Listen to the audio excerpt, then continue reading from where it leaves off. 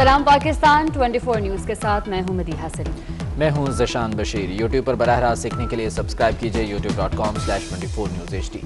Head lines آپ جان چکے، خبروں کی تفصیلات کے جانے پڑتے ہیں۔ اسلام آباد میں تنخواہوں میں اضافے اور دیگر مطالبات کے حق میں سارا دن احتجاج کرنے والے ملازمین ابھی بھی ڈٹے ہوئے ہیں۔ ملازمین ڈی چوک میں موجود ہیں اور نعرے بازی کی جا رہی ہے۔ ادھر وزارت داخلہ میں حکومتی کمیٹی اور سرکاری ملازمین قیادت میں مذاکرات کی جاری ہیں۔ آپ کو اپڈیٹ کر رہے ہیں۔ وقاص عظیم ہمارے ساتھ موجود ہیں، ان سے مزید تفصیلات جان لیتے ہیں۔ وقاص عظیم، بتائیے گا تازہ ترین صورتحال کیا ہے؟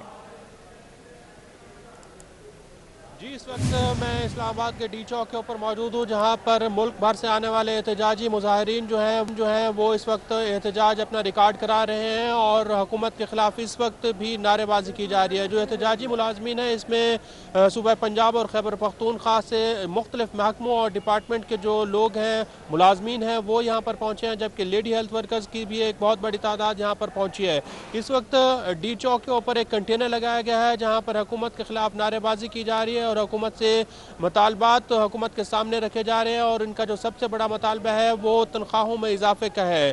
آج دن بھر یہاں پر جو اسلام آباد انتظامیہ ہے، پولیس ہے، ان کے ساتھ جو مظاہرین ہیں ان کی جھڑپیں جاری رہی ہیں۔ پولیس کی جانب سے مسلسل یہاں پر شیلنگ کی گئی ہے، آنسو گیس پھینکے گئے ہیں، لیکن اس کے باوجود جو مظاہرین ہیں وہ اس وقت رات کے اس پہر ٹھٹھرتی ہوئی سردی میں کھلے آسمان کے نیچے ڈی چوک میں اپنا احتجاج ریکارڈ کرا رہے ہیں۔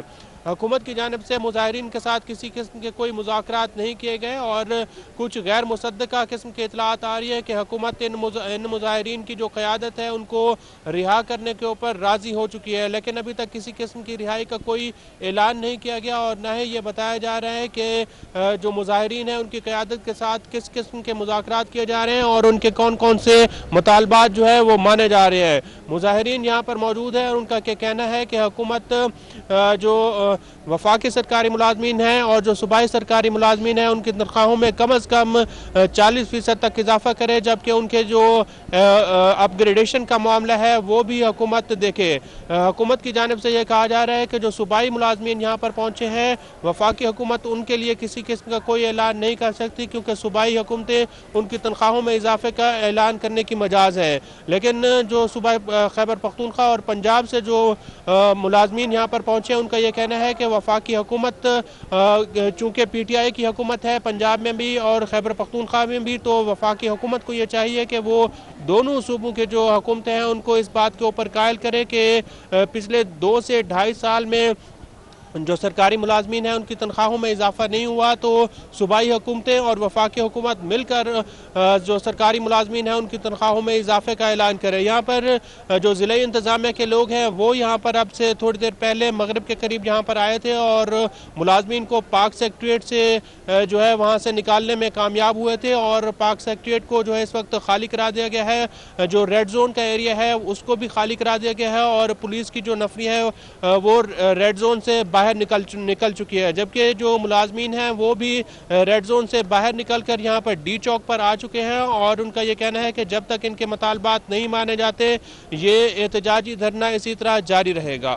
جی ٹھیک ہے وقاص عظیم، بہت شکریہ آپ کا۔ اسلام آباد میں مظاہرین نے وفاقی وزیر اطلاع شبلی فراز کی گاڑی کو روک لیا۔ کہا آپ نے مہنگائی اتنی بڑھا دی ہے، خرچے کیسے کم کریں؟ شبلی فراز نے جواب دیا، وزیر اعظم نے اپنے خرچے کم کر دیے۔ مظاہرین نے کہا 23,000 میں کیا خرچے کم کریں؟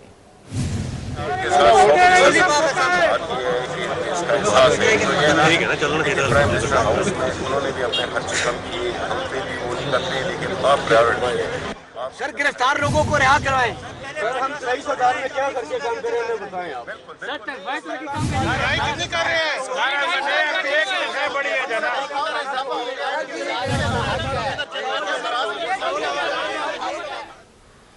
وزیر داخلہ شیخ رشید کا کہنا ہے کہ احتجاج میں سیاسی جماعتیں آئیں تو سرکاری ملازمین نقصان میں رہیں گے۔ گریڈ 1 سے 16 تک تنخواہیں بڑھانے کو تیار ہیں۔ صوبائی محکموں کے ملازمین کی تنخواہ وفاق کیسے بڑھا سکتا ہے؟ یہ 22 گریڈ کی بات نہیں ہوئی تھی، 16 گریڈ پہ بات ہوئی تھی اور یہ 16 گریڈ کے لوگ احتجاج کر رہے ہیں، لیکن ہمیں شک تھا کہ یہ 22 گریڈ والے بھی ان کے پیچھے ان میں شامل ہیں۔ ہم نے جو 60 کا 40% اور ٹوٹل کا 25% ان سے طے کیا تھا، ہم نے میڈیا کو بھی بلایا ہوا تھا۔ سیکنڈلی جو امپورٹنٹ بات تھی کہ بھئی ہم ان کے ساتھ इन्होंने कहा पे एंड पेंशन तक हमें ये सहूलत चाहिए, और ये हम इनको टोटल 24, परवेज खटक साहब ने कहा, मैं 25% कह देता हूँ। बाकी उनका राइट है इhtजाज करना कानून के दायरे में। अगर सियासी पार्टियां इसमें मुलव्वस होंगी तो उसका नुकसान जो है, हम और ये सरकारी मुलाजम हैं, हम एक हैं। इसमें अगर सियासी पार्टियां मुलव्वस होंगी और इसको सियासत का रंग देंगी तो फिर ये सरकाज़म जो है वो नुकसान में रहेंगे। और ताखीर से ही सही, औरंगी टाउन से सर्कुलर रेलवे चल पड़ी। औरंगी टाउन, बल्दिया और साइट के मकीनों की खुशी का कोई ठिकाना न रहा। कराची से तनवीर बहलीम की रिपोर्ट देखिए। टाउन से सर्कुलर रेलवे चल गई। KCR-1 अब पहली ट्रेन आज औरंगी स्टेशन से शाम 4:16 पर रवाना हुई। औरंगी से बारास्ता, मंगू पीर, साइड शाह अब्दुल लतीफ, बल्दिया, लियारी और वजीर मेंशन स्टेशन से होती हुई सिटी स्टेशन पहुंची। सबसे अच्छी बात यह है कि औरंगी से धाबेची तक का सफर सिर्फ 30 रुपए में तय होगा। शहरी कहते हैं देर से ही सही मगर सर्कुलर रेलवे चल रही है। अब शहर के दीगर मकामात तक पहुंचना आसान हो जाएगा। औरंगी स्टेशन नाज़िमाबाद रहता हूं, पर मैं ट्रैवल के लिए मैं इतना एक्साइटेड हूं कि मैं ट्रैवल के लिए KCR में ट्रैवल कर रहा हूं। मैं ट्रेन काफ़ी साफ़ सुथरी है और उसके अलावा ये है कि काफ़ी फैसिलिटीज़ दी गई हैं। यहाँ पे आपको स्टेशन के नाम भी और पिक्चर्स भी काफ़ी लगी हुई हैं और सामने LCD पैनल्स भी लगे हुए हैं। औरंगी से सिटी स्टेशन 14 किलोमीटर ट्रैक पर 8 स्टेशन और 12 फाटक हैं। सिटी स्टेशन पर सर्कुलर रेलवे का इख्तिताम है। औरंगी से धाबेची तक 74 किलोमीटर का फासला है। मैं पहली दफा ट्रेन में बैठी हूँ और मुझे बहुत खुशी हो रही है। KCR-2 डाउन सुबह 10:10 पर औरंगी स्टेशन पहुंचेगी। कैमरामैन इमरान खान के साथ तनवीर बहलीम, 24 न्यूज, कराची।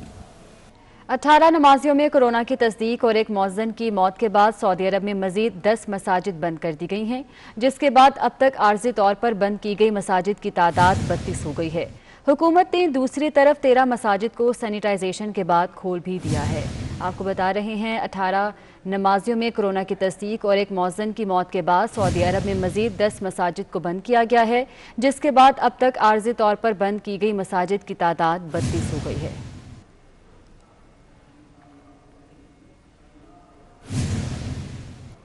दीगर खबरें बुलेटिन का हिस्सा बनाएंगे। पाकिस्तानी सिनेमा का एक दौर ऐसा भी था जब सिनेमा शायकीन से भरे रहते थे, ताहम आज सिनेमा हाउसेस वीरान पड़े हैं। राहिल बेग की रिपोर्ट इसी बारे में है।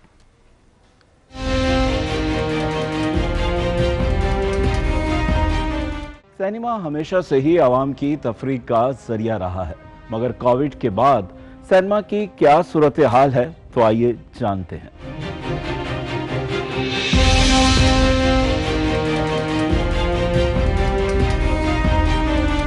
किन्हें फिल्म है उनके लिए कोई अच्छी खबर देना चाहें कि सिनेमा इंडस्ट्री कब से खुल रही है, लोग कब से फिल्म देख सकेंगे? देखें, अभी मेरे जिस तरह आज ही एक जो आया 31 मार्च को गॉडजिला फिल्म आ रही है, जो कि बहुत बड़ी फिल्म है। उससे पहले भी ये 3-4 हॉलीवुड फिल्म्स तो अभी भी रेडी टू गो हैं, लेकिन क्योंकि सिनेमास बंद है इसलिए वो लगा नहीं पा रहे हैं। कभी यहाँ शायकीन फिल्म का तांता बंदा होता था। वीरान टिकट घर, सिनेमा घरों के कैंटीन मुंतजिर हैं शायकीन के, मगर कोरोना वबा के बाद से सिनेमा इंडस्ट्री ताहाल बंद है। सिनेमा इंतजामिया का कहना है कि ईद उल फितर पर सिनेमा इंडस्ट्री बहाल हो सकेगी। सिनेमा इंडस्ट्री जहाँ पर कभी रौनक होती थी, शोर होता था और फिल्मों का इंतजार रहता था, कोविड के बाद सिर्फ यहाँ पर मायूसी है। इस सस्ती सनत की तरफ हुकूमत तवज्जो दे तो इसको बदहाली से बचाया जा सकता है। कैमरामैन दानियाल सैयद के साथ Rahil bag, 24 news, Karachi. Senate election से कबल PTI को धचका लग गया। मुजफ्फरगढ़ से रुकने पंजाब असम्बली खुरम खान लगारी ने PTI छोड़ने का फैसला कर लिया। खुरम लगारी गुज़िश्ता कई माह से हुकूमत से नाराज थे। उन्हें PTI रहनुमाओं ने मनाने की कोशिश भी की, जो कि नाकाम रही।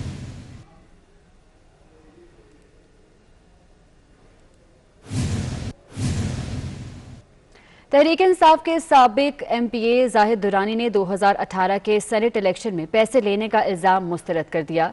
कहा वीडियो स्पीकर हाउस की है। मौके पर अपोजिशन के MPAs भी मौजूद थे।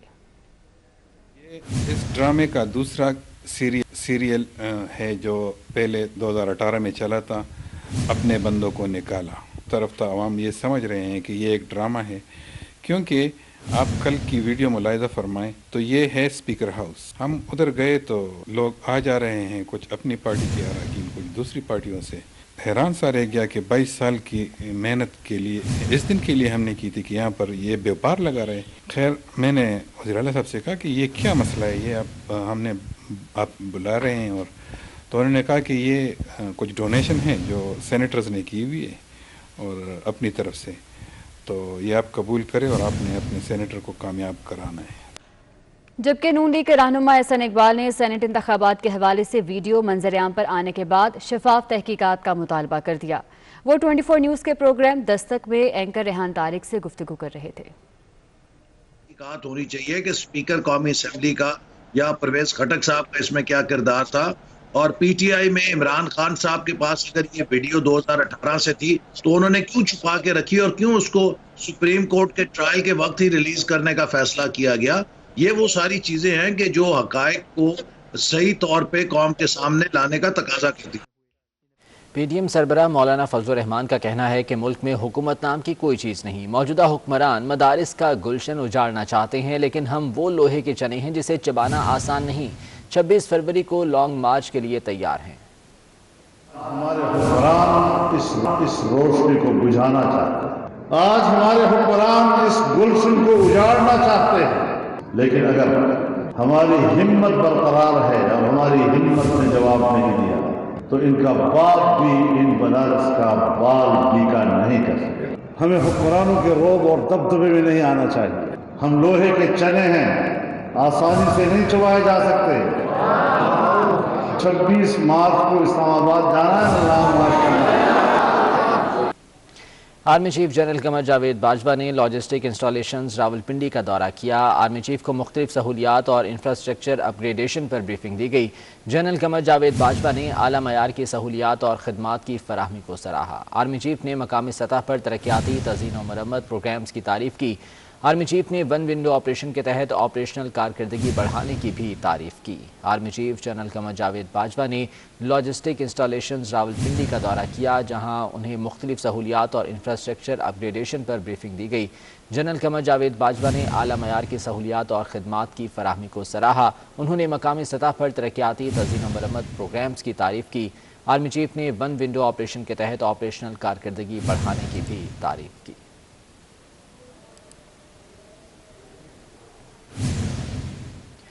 کوئٹہ اسٹاف کالج میں کورس کرنے والے دوست ممالک کے فوجی افسروں نے میری ٹائم سیکیورٹی ایجنسی کا دورہ کیا. لیفٹیننٹ کمانڈر محمد قاسم نے 49 رکنی وفد کو میری ٹائم سیکیورٹی ایجنسی کے کردار کے بارے میں بریفنگ دی.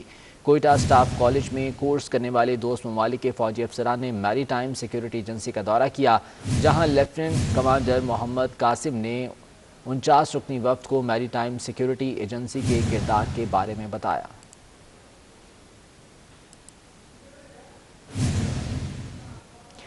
پاکستان میں تعینات کورین سفیر سو سانگ پیو نے سٹی نیوز نیٹ ورک کا دورہ کیا اور اسٹوڈیو سمیت مختلف شعبے دیکھے. دورے کے موقع پر ڈائریکٹر پروگرامنگ 24 نیوز خرم کلیم اور ڈائریکٹر نیوز 24 نیوز میاں طاہر نے تمام شعبوں سے متعلق آگاہ کیا. اس موقع پر گروپ ایڈیٹر ڈیلی سٹی 42 نوید چودھری اور کنٹرولر نیوز احمد ولید اور کنٹرولر نیوز حمید نقیبی بھی ہمراہ تھے.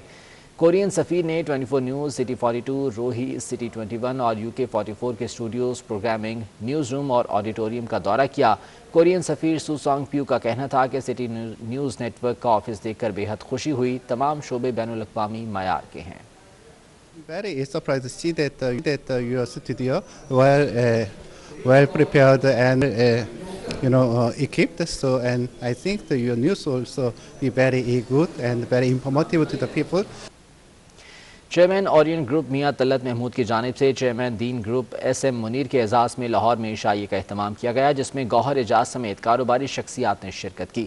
بزنس کمیونٹی کی مالی معاونت سے انڈس اسپتال کی تعمیر کو سراہا گیا. حسنین اولک کی رپورٹ دیکھیے. Chairman Orient group Mian Talat Mahmood کی جانب سے معروف بزنس مین اور دین گروپ کے چیئرمین SM منیر کے اعزاز میں عشائیہ دیا گیا. گوہر اعجاز اور کمشنر لاہور ذوالفقار گھمن سمیت دیگر کاروباری افراد نے بھی شرکت کی. 12 ارب روپے کی لاگت سے 600 بیڈ پر مشتمل انڈس ہسپتال کی تعمیر کے لیے کاروباری حضرات کی کاوشوں کو سراہا گیا. ہم نے آج کی جو دعوت ہے وہ SM پرویز صاحب کو اور SM منیر کی فیملی کو جو ہے ویلکم کرنے کے لیے کیا کہ اتنا بڑا کنٹریبیوشن جو ایس ایم منیر فیملی نے ایس ایم پرویز صاحب کی سرپرستی میں جو اناؤنس کیا ہے وہ ہم ان کو خراج تحسین پیش کرتے ہیں. ایک ہی کا کام ہے. پاکستان میں بڑی غربت ہے, لوگ کہاں جائیں, دوائیں اتنی مہنگی ہو گئی ہیں, ہسپتال کے علاج اتنے مہنگے ہو گئے ہیں. کراچی میں آغا خان میں جائیں, ایک دن کا چارج ہے 2.25 لاکھ روپیہ. Nobody can pay this amount. Indus ایسا ہسپتال ہے جہاں ٹاپ کے ڈاکٹر موجود ہیں, بڑے بڑے نیک لوگ ہیں جو جیسے حسن صاحب بیٹھے ہیں, غنی صاحب بیٹھے ہیں, یہ وہاں چیک اپ کر رہے ہیں. اس کی وجہ سے اسپتال اچھا چلے گا. عشائیہ میں جہاں شریک کاروباری حضرات کے مابین باہمی دلچسپی کے امور زیر بحث رہے, وہیں لذیذ کھانوں کا بھی لطف اٹھایا گیا.